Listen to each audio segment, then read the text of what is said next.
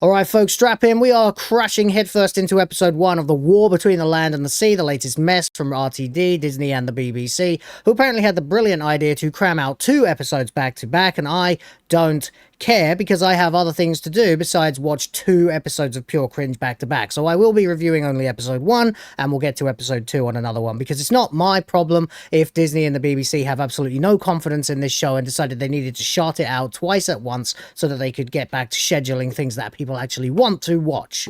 I am not in the process or the practice of trying to bend my time around a company that clearly has no respect for me whatsoever, or you as an audience, frankly. But anyway, episode 1 is already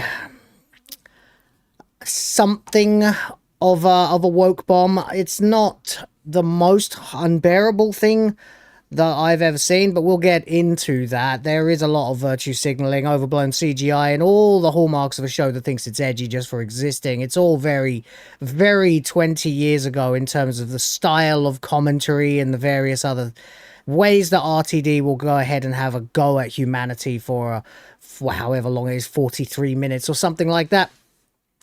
And I'll be breaking down why I have the opinions I have in terms of pacing, story, character logic, why most devoted Doctor Who fans may have opinions they'll have, and I'll have opinions that I'll have. Disney and the BBC have truly outdone themselves this time when it comes to what it is. And again, I don't want to get into it, so we'll probably just begin, because we might as well with this inflated corpo fever dream.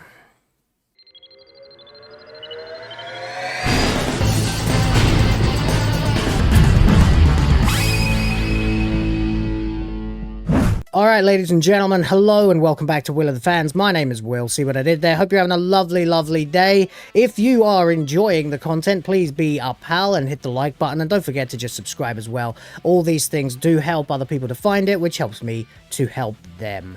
And that, of course, is why you lovely people have asked me to do this review. After I've spent the last 2 years cringing my way through the Gatwa run of Doctor Who, it's interesting to see what Russell T Davies can, or indeed can't, do with or without the Doctor in the first place. There is, as far as I'm aware, only one mention of the Doctor in the episode, but well, you're gonna have to sort of establish a little bit of headcanon there to make sure that you actually understand why. Anyway, Russell T Davies, Rusty Tin Dildo, is back, dredging up another Doctor Who spin-off without the Doctor, and apparently without any of the restraint, charm, or wit that made his early work more tolerable. Episode 1 has been getting praise from the usual suspects, but that is always a warning sign to me when the media and, of course, the shill-tubers are out there trying their best to run interference for any potential negativity that might surround this show, and there will be some negativity surrounding this show, especially in our circle. So I watched it myself, and here is a rundown from setup to soggy finale, with all the snark that I could possibly come up with to keep myself from getting bored as we proceed. Now, obviously, I'm not going to spoil the plot at first. This is the way I usually do things. I'll give you a non-spoiler breakdown, then we'll go into what I call the good, the bad, and the word beginning with U, which used to be unforgivable or intolerable, or which is not actually a word, it's intolerable. But in this case, I'm going to go with because that seems to be just what RTD elicits from me most of the time. So anyway, non-spoiler section is now. And I will tell you when we go into the spoilers. So you can decide whether you want to watch it or you want to watch me. Most of you will probably just watch me, I'll be honest. But anyway, episode 1 introduces us to Barclay Dupont, or Pierre Dupont, I think is his name for some reason. I genuinely have no idea why Russell T Davies came up with that particular name. Whatever. Maybe it's because he's just desperately trying to avoid giving anyone an actual British name. Might be something like that. He's a man so ordinary he practically evaporates when you blink. He is dragged into a United Nations style mess with UNIT when a sea devil gets hauled up by some Spanish fishermen, and the world suddenly remembers that these monsters exist. Of course, they spend the whole episode trying as much as possible to make the sea devils, or sorry, Homo Aqua, and yes, there is a gay water joke in there just for problematic white guy, They're basically making them extremely sympathetic, and that we are the bad guys. We are the ones who've brought this Roland Emmerich style end of the world scenario to our doorstep by being, well, just awful white men, basically. That because no one else gets the blame. It's just white men, basically. Anyway, the show promises political intrigue, diplomatic tension, and a big emotional pile of nothing, really, to be honest. But what it mostly delivers is RTD's trademark cocktail of preachy messaging, quirky characters who all talk like they're auditioning for a BBC Three sitcom, and an almost obsessive need to shame the audience for being human beings in the first place. Barclay himself is the lone highlight, thanks to Russell Tovey's unassuming, I want to call it almost charm. So I can see that. If you've seen Russell Tovey in anything, then you've seen Barclay. In fact, if you've seen Russell Tovey in Doctor Who before, then you've seen Barclay. But he is written as a bit of a doormat, actually, that everyone treats like some kind of malfunctioning toaster. Just, what are you doing here? You're not supposed to be here. You're not good enough to be here. Why are you here? And he does the whole episode as well, telling everybody how useless and how stupid it is that he's even there in the first place. He is, of course, a bit of an Arthur Dent style character, I suppose. You know, I'm not even supposed to be here today. I'm not qualified for this. Why am I here? I suppose if it didn't have that, the show would probably elicit a much more hateful response from me. But because it does have him, I find myself going, alright. I guess we'll carry on with this guy then, because the others are all arseholes.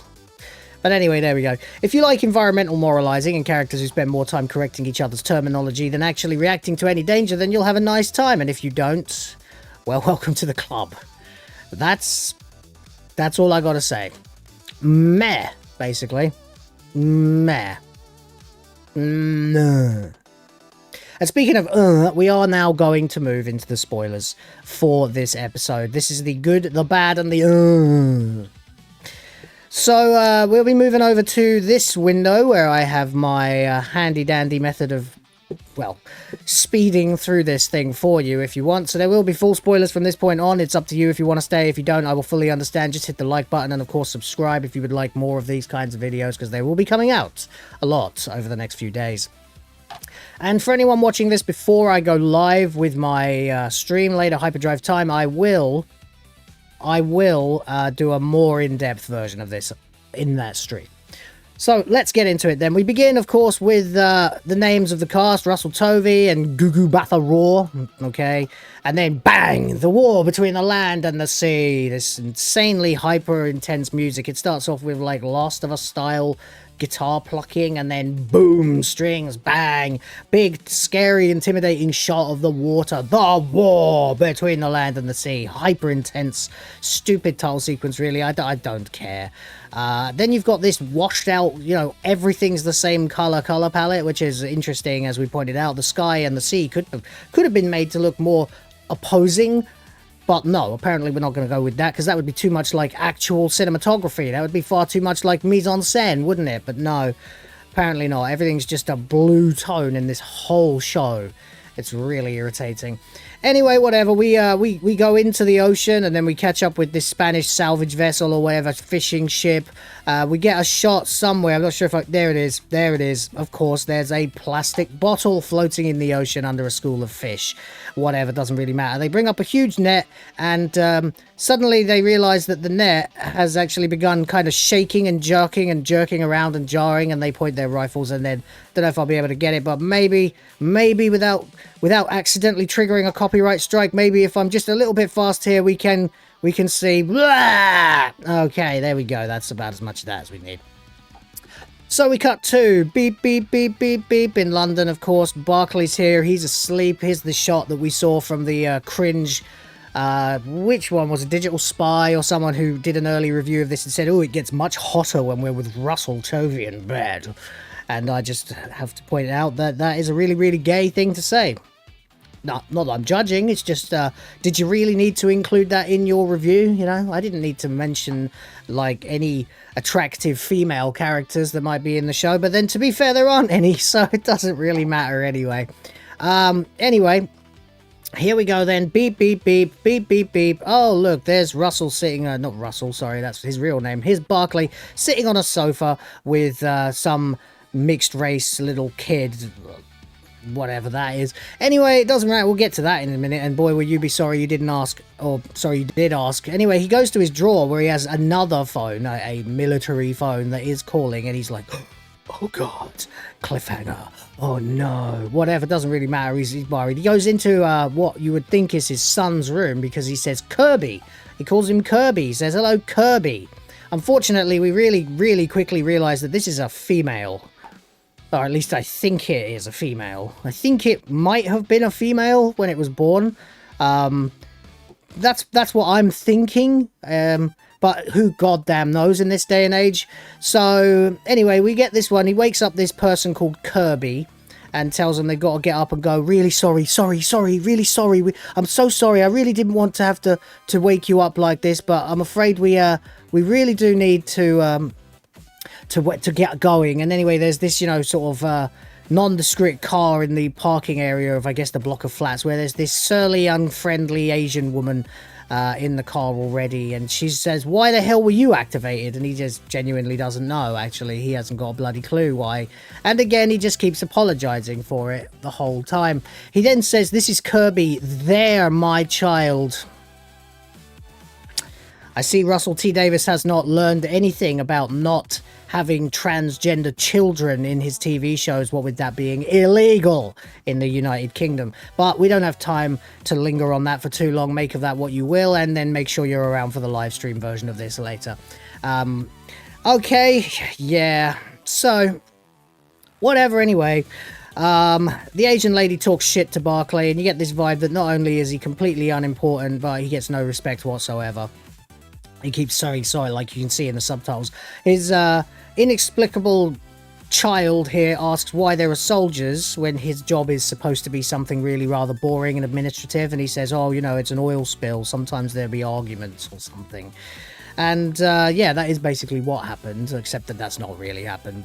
No, it wasn't an oil spill. We know what it was. It doesn't matter anyway. They're zooming along as they go through Westminster, and he drops off his kid to, again, apologizing. Sorry. And we get a look at his wife, his ex-wife here, I suppose. And once again, we see here that he's got this, this ex-wife who is an African short-haired, muscular woman who really kind of looks like she belongs in, like, you know, some Wakanda movie or whatever, and she's gone out of her way to look as non-English as possible. She talks shit to him as well. Everybody talks shit to Barclay. She hates him. She can't stand him. By the way, why?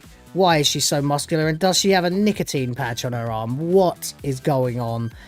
I mean, it's all very post-millennial, you know.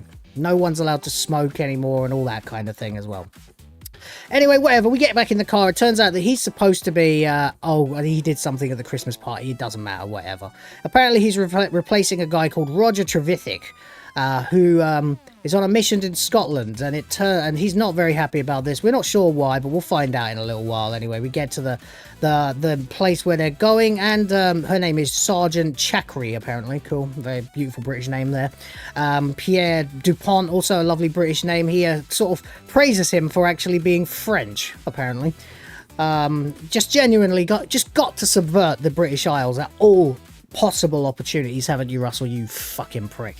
Anyway, there we go. Roger Trevithick's replacement. Oh, the civilian reading it assess. Says wants to say blah blah. Oh, that was from HR. You'll find out soon that this is a big mistake and he shouldn't be there at all. And it was just some administrative cock up about a year ago that led to him being designated as Roger Trevithick's replacement, when it becomes really clear that Roger Trevithick is in fact like a level 1 clearance, you know, top guy for unit, whereas our boy here, Barclay, is actually a grade 10 like logistics manager for unit who has no power, authority or influence at all. And as soon as this other guy finds out about it, he stops responding to Barclay and snubs him completely, basically pointing out that he has no clearance, no authority to be here. Oh, he shows him a shot from his iPad of one of the Sea Devils running along in the fucking environment. Oh, by the way, yeah, the commanding officer is played by Colin McFarlane, who's been in everything, basically. If you need a black British actor to do an American accent that sounds like a foghorn, then you've got the right guy for that. We're getting slow here. We need to speed up and get through this piece of crap. So anyway, he basically, this is what I told you, he had to replace Roger Trevithick once for something, and that basically led to Unit HR overcorrecting and basically deciding that he is forever now the Trevithick replacement. And it was in some situation where the rank would never have mattered, but now it does, and he's still been sent here because the unit system is apparently incompetent. Wonderful. He's basically just keeps telling everybody around him that he doesn't belong there, that he has no spine. He's got no spine, no balls whatsoever, this guy, Barclay. And if it were played by almost anyone else, you would hate him. But because it is Russell Tovey, he manages to make it tolerable. You know? He's a bit of a wishy-washy Wally, which is of course the only way that progressive obsessed idiots like RTD can write. There's been this whole thing about how he just books the taxis, but then you see him walking along and you think to yourself, this guy's in like combat shape. You see what I mean? Like he's actually like fairly jacked, you know, for a civvy, and he's in better shape than a lot of the other soldiers. But you know, he's just the T guy, you know, so whatever, doesn't matter. They go into the military base that they've put up with this tent and this collapsed castle sort of, you know, little place here. They go through decontamination. It's all getting a bit intense, and they uncover the body of the Sea Devil that was shot and killed on the Spanish boat. Ooh. Apparently Colin McFarlane's character is the most progressive person in unit, because he tells them we can't call them Sea Devils anymore. We're better than that now. He says mythology and superstition called them Sea Devils. We're better than that now. He decides to call them Homo Aqua, even though someone points out that they're not actually Homo Aqua and they should be Homo Spondyls. Apparently, that's the name they've come up with. We've had a few of our own in the comments section. Let me know what you think they should be called. Everyone has an opinion on this. But I say, shut up and just call them the fucking Sea Devils, you bastards. But anyway, whatever. Homo Spondyle Erectus, that's what they should be. But we're not going there. Whatever, there's a whole bunch of rubbish about them having a pearl, something about Cleopatra dissolving hers and drinking it for Mark Antony. It doesn't really make much difference. They're all basically just talking about them like they're these amazing, revered races, etc., etc., and then before you know it, everybody's buggered off, leaving just literally Barclay alone, and he goes and has a look at it, and he does a thing where you won't get to see it, no doubt, yeah, but he crosses his heart. He's not a Christian, but he crosses his heart because I guess he's scared. Or because he sort of thinks, alright, maybe I should treat this thing like a person, so maybe it's last rites or something he's trying to do anyway. It will be very important later. But he's just done it in passing. They're setting up these briefcases with huge specialized speakers in them as, you know, Commander No Fucks just sits down drinking his coffee. They're just talking, oh, I wonder what they're doing here. There was an avalanche underwater in January. They're here at the Mediterranean, of course. They're, you know, looking into it. And so they decide to send out this sound into the ocean that is effectively saying hello. How nice. This boom happens. He says, well, I think they heard that. That was a translation pulse. We just said hello. Okay, fine, I guess, whatever. Doesn't matter. Once again, Barclay's sitting here having absolutely no confidence in himself. He looks around and then sees, what's her name? Chakri changing into a sports bra and looks back like, oh, I shouldn't have looked at you because you're a woman. He doesn't say anything, but it's implied that way. And then you just think to yourself, like, well, okay, if unit's going to have female soldiers, then they would probably not care about things like that. Maybe it's because he's a civilian. I don't know or care. Anyway, we're going to continue with this. So let's just keep going. Fuck it. While he's asleep, these two are standing around chatting shit about, well, you're supposed to make a starfish shape falling down the stairs so that you don't die. But it doesn't really matter. It's just pointless small talk. And then we get these notifications on his phone where, once again, his bitch ex-wife is telling him your job isn't important. I need to talk to you about Kirby's school. At 1 in the morning? Bitch, get a life. Anyway, So whatever, it doesn't matter. The two in control of the body, in guarding the body, suddenly notice that the ground has gone all spongy and muddy instead of solid, and it seems to be dissolving. Oh my god, they're being pulled down into it. Oh Jesus, what's going on? We need help, we need help. There's static on the radio. They run in, and of course, then the last thing we see is that a sea devil bursts out and grabs the body of the other sea devil and steals it back, basically. So there we go, and now the sea devils have killed 2 people and the humans have killed 1 sea devil. Yay. Okay, they all run, of course, back to the tent, and no one's sure what the hell's happening. It was not long before sooner or later the old commander here realizes that when he's telling them to respond, Corporal Morgan, Private Abdallah, nice beautiful British name there, please report. Of course it is unit, they're unified, they're militaire sans frontières, you know. So he says please report, only to hear his own voice coming back through a radio that's under the ground. And so they dig up the ground and they discover the hand of one of the 2 that died. Okay, Barclay most affected, by the way, sitting outside, just, you know, having a panic attack about the fact that he's there at all, because of course, again, Barclay's not allowed to be a man to really have any contemplation about anything other than how pathetic he is and how unqualified he is to be there. Sits there as this bitch sort of starts talking to him again, still has almost no respect for him. He's the only one who was bothered about how young the 2 were that died, blah blah blah blah blah. Doesn't really matter.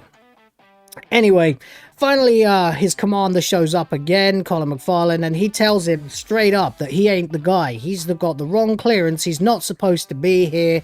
He's not ranked for this. He's not qualified for this. And the guy literally says, "Are you saying you're here by accident?" With the over-the-top American accent. He says, "Yes, sir." And he says, "That's how history is made." Like he knows somehow.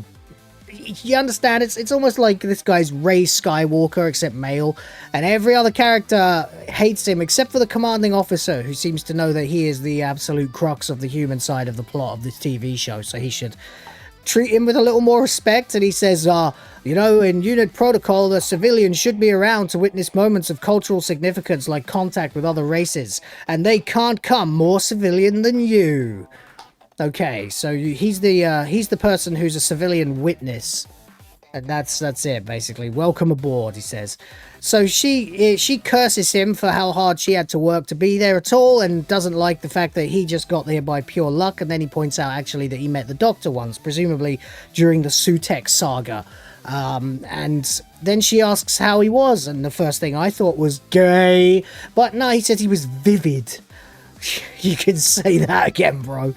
Whatever, anyway, it doesn't matter. They point out that the Sea Devils are not Earth, they're not alien, they're from Earth, and technically they have more right or claim to the planet than we do, because you got to throw humans under the bus at every opportunity in this fucking wretched show.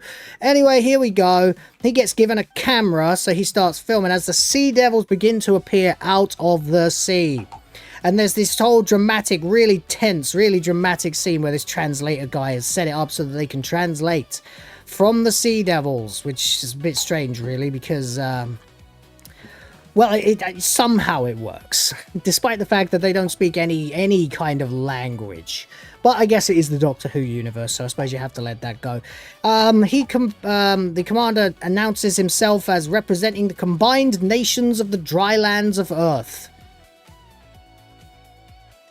Cringe. It's cringe. He says he welcomes them to diplomatic concord, but apparently, while diplomatic isn't too long a word, concord is, so he changes it to meeting. The translation comes out and they start saying, "Oh, you killed us. You killed us. You then took," and then he says, "Okay, yeah, then you took 2 of our lives. I suggest we stop." Agreed. Hope we can meet in peace. Agreed. Now, this is much slower in the actual episode. You have to wait as they all nervously await the sound to come in and get translated onto the screen. And every time, again and again and again, it's the word agreed. And you're like, oh, I guess they're not going to open fire yet, even though they're armed with spears. I thought you were trying to be progressive here, guys. No, the Sea Devils are literally holding spears while we've got automatic weapons. Okay, whatever. Doesn't matter. He says we want to learn together. Agreed. And forge a friendship. Agreed. Oh, and then another message comes in and says, but we do not agree. He goes, we would talk to all you animals. And then they keep updating the translation as they go through the riveting sequence of trying to understand the minutiae of details in a fictional language that doesn't really exist. Turns out they actually say, we come in peace. Oh no, we talk, all of us. That's what we mean. We talk, all of us. We all talk to all of you is basically what it means. And it becomes clear that they are all going to come out of the sea now. Everywhere. So it's broken containment. Every attempt by unit here to contain this to the localized area in the Mediterranean was actually a giant fucking waste of time, because in fact the Sea Devils have emerged from literally every ocean in the world to every country in the world and have appeared now suddenly in front of everyone as everyone in the world's phone goes off. And it's a little bit like what happens when I get an earthquake or a typhoon living here in the Philippines and you get the noise from your phone. So we get emergency override, major worldwide incursion in progress, steel protocols, immediate action, blah, blah, blah, blah, blah, blah, blah. And it's happening to everyone in the world. So, of course, you get your standard shots of the cities of the world. There's Westminster with a giant bit of Sea Devil something, land, vessel, don't know what it is, coming out of the sea. We get shots of them, of course. Then we go to China, and there's a lot of cringe shit posting online that's going on. People going, oh my god, kill the fish, hashtag homo aqua, because somehow that's caught on already. These giant things, okay, it's all very Independence Day, but from the sea. The Japanese, the Chinese, they're all looking along. Oh wow, what's going on? We don't know, it doesn't matter, whatever. In pretty much almost immediately we see that the American president, oh by the way, the woman announcing it is quite funny. It's that one, the chick Trinity Wells, who's been delivering the news since the fucking master was prime minister. And she says there's a new policy from the American president called H2O diplomacy. Ooh, that's not catchy at all. That's shite. What are you doing? We see a helicopter that is flying materials over here to the Battersea area, where they basically have the MI5 building, Imperial House. On the Thames, that's having significant restructuring and reworking done to install a waterway into the building so that the Sea Devils can be invited to diplomatic concord, apparently. Whatever, doesn't really matter. And this is all going on for a grand meeting that will be taking place between us and the Sea Devils, the Homo Aqua. And there's the weird, whatever it is, watching the TV, as we see Tovey once again is here. Barclay once again getting talked down to like a piece of shit from his ex-wife. She says, that job of yours is useless. Oh, and then apparently he's booked up, so he has to go and be part of like the diplomacy, because he's the guy who got accidentally designated to this instead of Roger Trevithick. So now it's his responsibility to be there, meaning he's not going to be available for the next 3 weekends. Okay.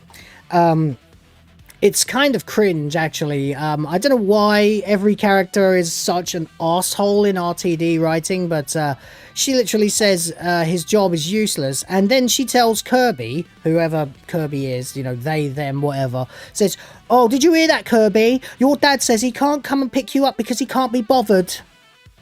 So, what the fuck are you on about? He's been told he has to go and... Oh, bloody hell, whatever. Anyway, wrong place, wrong time. He gives her 3,000 quid. And she says, well, if I got 3,000 quid, how much did you get? Because entitled foreigner bitch, you know, in the UK, lucky to be there, ungrateful as all hell. And of course, fuck the white man. Fuck the white man forever and ever and ever. She then says it's a good thing that this has happened because it's got Kirby watching old-fashioned telly again for a change. Oh, that's nice. She says these Sea Devils have got Kirby watching proper TV again like the old days. And it's an obvious shameless plug for the useless defunct BBC that is currently struggling to make ends meet without TV licenses, implying that we need the BBC in case a bunch of fucking monsters from the depths show up or something. It's pathetic. Pathetic. total fucking just blatant promotion for traditional TV. I wonder what they think about that on iPlayer and Disney Plus, but oh well, whatever, gives a shit. Then they say, oh, you can't call them homo spondyls, or you got to call them homo aqua, and oh, don't laugh, homo doesn't mean gay. And I genuinely don't know what this person is supposed to be. I don't see any trace of an Adam's apple, but I do see earrings, an overweight body, and apparently this is an underage child. I'm not convinced by any of this. I just wish Russell could write a normal person. You know, besides Russell here, besides fucking Barclay here, everybody else is some progressive-minded, either genderless, amorphous. They even mentioned during the diplomatic speech and statements, the exchange, the parley between the military and between the Sea Devils, that they actually have reptilian cloaca, which don't identify as either male or female. So don't call them male, even if they sound male. Okay, great. This is going to be the longest fucking video ever. I don't seem to be able to do these in under half an hour, do I? Oh well, it is what it is. It's a long-ass thing to go through, and I got a lot to say about it. So, they refer to Homo Aqua as gay water, which I know Problematic White Guy John, my co-host, was saying in chat the other day, and they literally wrote it into the episode, and Barclay makes a joke, oh, that's what you've been drinking, Kirby, too much gay water. And everyone laughs. Like, everyone laughs. The mum laughs, the dad laughs, and Kirby laughs. I don't understand what you're trying to say here, Russell. Aren't you progressive? Are you pointing out that most people are not progressive? Because if that's the case, then what you're doing here is propaganda. Not that I'm surprised that's all you're ever doing these days, Russell, but it's fucking cringe. Stop it.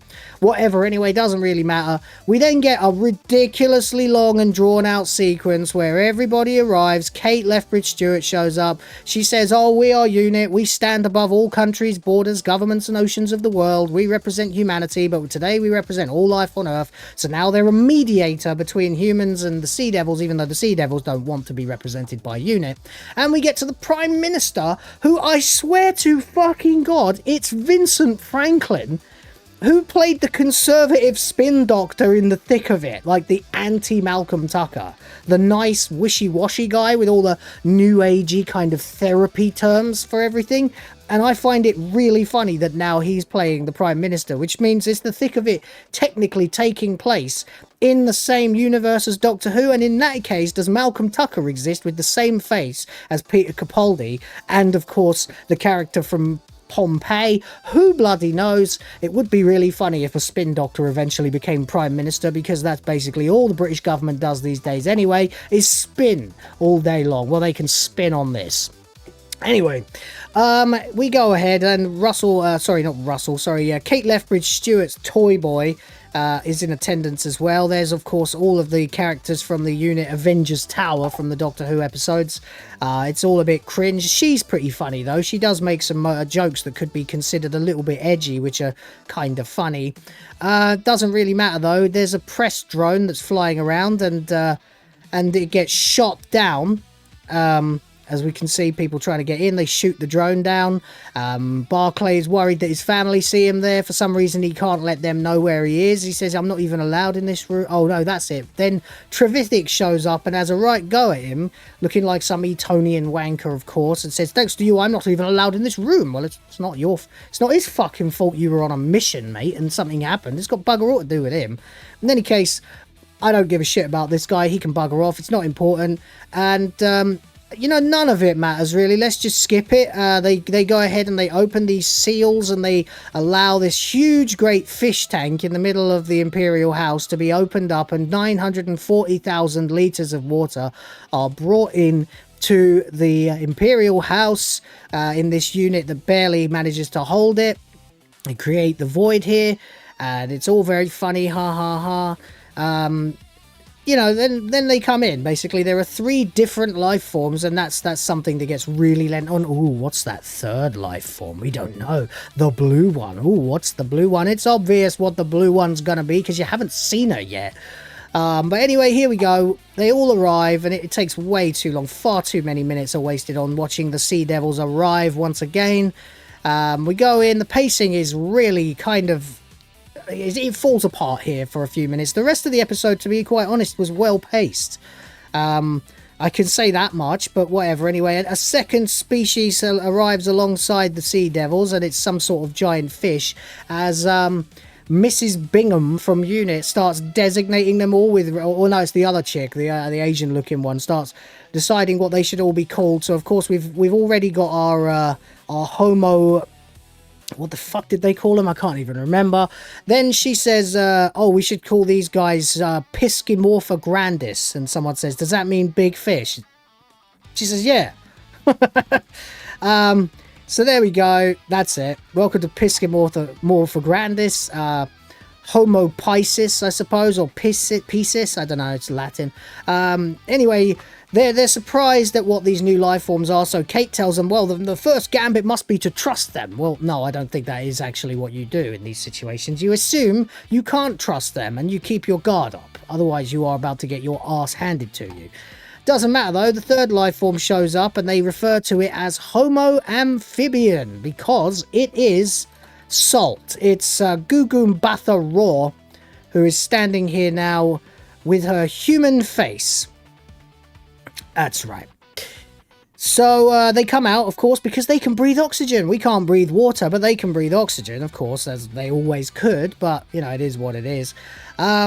We start the diplomatic thing, blah, blah, blah. She calls out Homo morpha sapiens or Homo amphibian. And their ambassador, some, you know, fucking hoity-toity wanker shows up, whoever he is.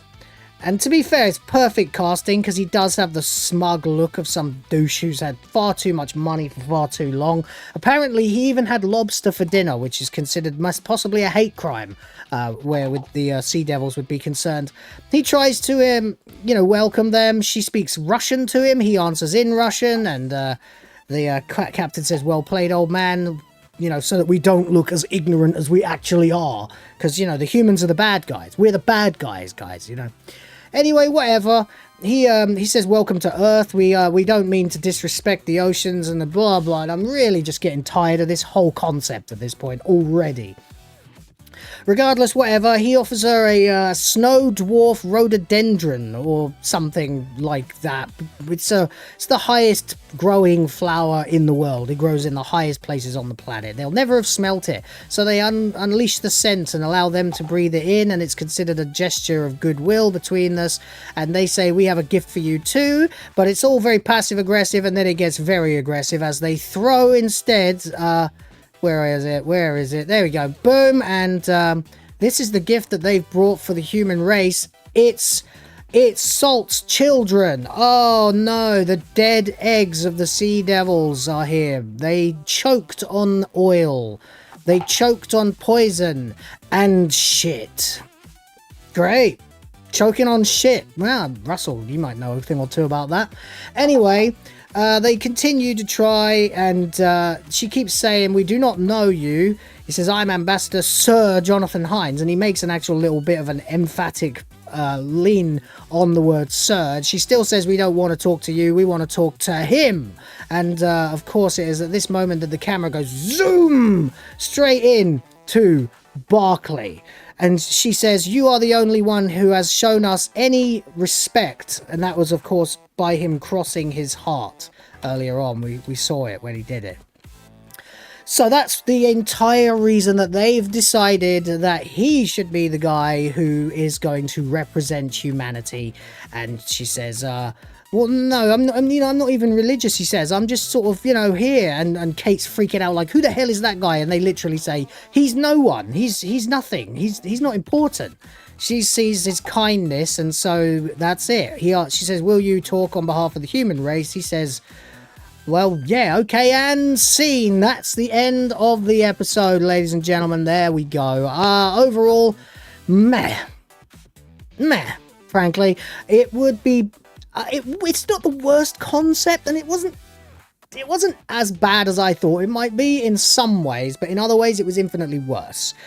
Honestly, I feel like if the concept had just been created and then handed off to different writers, it would have been much more tolerable. Unfortunately, we have Russell T Davies with all of his campy, cloying, self-referential meta-humor shite that he does in everything, and that, you know, it worked in the 2000s, but it doesn't fit when you are also throwing men, white men, humans, Britishness and everything under the bus. It just doesn't work anymore, especially with a plot on this scale. The only likable character was Barclay. Toby plays him with humility, of course, a little too much humility, and of course the way it's written makes it so that everyone is constantly cucking him and criticizing him and making out how useless he is. How very progressive. There you go. This episode was annoying and boring in places. I don't care about any of the characters except for the ones I already knew and Barclay, and I don't really care much about most of them anyway because they were all ruined in Doctor Who a while ago. So overall, apart from... You know what, how am I going to grade this? We'll give it 1 point for existing, 1 point for successfully launching, 1 point for Barclay, and 1 point for some pretty damn alright CGI in places. So there you go, guys. 4 out of 10. Meh. What do you think about all this? Let me know in the comments. Don't forget, though, to question everything. Respect the fans. Like and subscribe to support the channel. Come watch the live streams, follow me on X, join the GRIFT Force and the Discord. Links are below, and check out some of these other videos. I'll chat to you next time.